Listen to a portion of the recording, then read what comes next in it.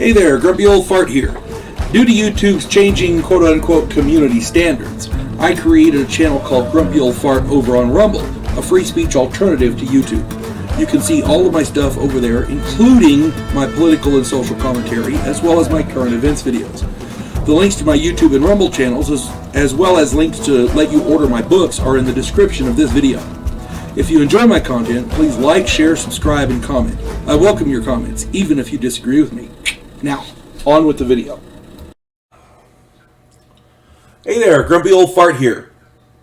I'm doing a Recon, the role-playing game story called The Company Job. This is a continuation after the Moroccan mission from last time. Alright, so we'd finished the Moroccan mission in Larry's game. We'd spent a month in Paris afterwards, just relaxing and living the good life. The villa that we'd rented was very nice, and to be honest, we were kind of getting bored. About that time, we were contacted by the same company man who'd added the truck to our convoy in the relief mission. He needed our help with a problem. A terrorist group had kidnapped 3 nuclear scientists and had stolen enough weapons-grade plutonium to build a bomb. There were political issues in play, which prevented American or any NATO forces from interceding. The terrorists were holed up in a mountain fortress in the French Alps. This place had been built during World War II by the Nazis, but long since abandoned. The company would supply us with whatever we needed and would pay us $200,000 each. The mission was to eliminate all of the terrorists, retrieve the scientists and the plutonium, and get proof of all of it. We took the mission on the conditions that they would fly us back to New York City afterwards, and we got to keep all of the unused equipment that they provided. And of course they agreed. We made our lists and gave them over to the contact, and he approved our wish lists. We were good to go.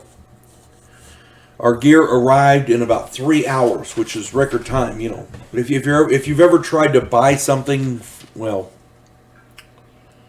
trust me, buying gear like this never goes easy. And 3 hours is record time. Our gear arrived in 3 hours, along with maps outlining the layout of the bunker. There were 3 points of egress, and we figured that if we split up, we would be less effective. What we needed to do was find a way to plug 2 of them so that we could enter the 3rd and clear the bunker. 2 of the entrances were within inside of each other.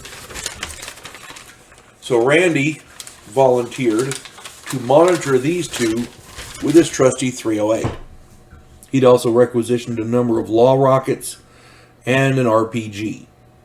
He found a spot with good cover where he could shut down those 2 points of entry, and the rest of us moved to a point near the 3rd entrance so that we could move in quickly and quietly. Bobby made short work of the lone sentry with his knife, and we moved into the tunnels with our silenced weapons.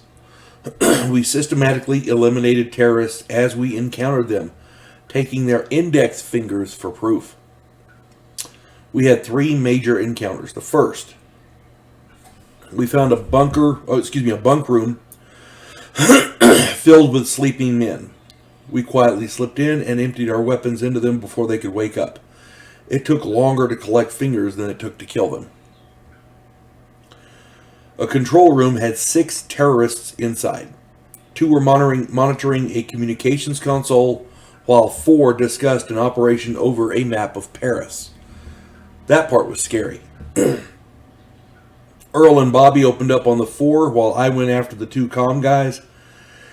They killed their 4 easily, but I rolled badly and my submachine gun jammed. One of them hit the alarm while the other grappled with me. I killed him easily and then killed the other as he grabbed a rifle. After the alarm blared, we heard the faint sounds of combat echoing through the tunnels and several loud explosions. It turned out some of them tried to escape, and Randy had a field day with them. He used his rockets to seal the 2 exits so they couldn't escape that way. Then he went around and entered the 3rd entrance to back us up. We continued on through the tunnels, eliminating targets and collecting fingers. Finally, we found a huge laboratory complex. The 3 scientists were working on the bomb and were being guarded by 8 terrorists. Bobby went left, I went right, and Earl went up the middle. Excuse me. We engaged the terrorists and were actually doing well. We'd eliminated 4 of them, and we're hearing the scientists. Earl was able to move between the scientists and the terrorists, so Bobby could move them out. I provided cover fire. One of the scientists pulled a gun and killed Bobby. Earl turned and shot the guy. He was dying and he knew it, so he hit the detonator. Apparently this scientist wasn't a captive, he was with them. The bomb was not a full nuclear weapon, but it was a hell of a radioactive firebomb. We were all incinerated. The fireball traveled up the tunnel. Randy tried to turn and run, but there was no way he could outrun it. We all died. The nuclear fire was contained inside the bunker, so it was easy for the French government to pour a shit ton of concrete to permanently contain it. It was a total party kill.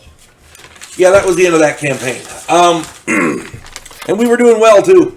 We were actually reached the objective, and we were getting ready to extract him when we found out that one of the scientists wasn't a captive, he was a willing participant. And, stuff like that happens when you're playing a mercenary. The surprise factor is ridiculous. Stuff always goes wrong. Oh well. Hope you guys enjoyed that campaign. I enjoyed relating it to you. We had lots of others.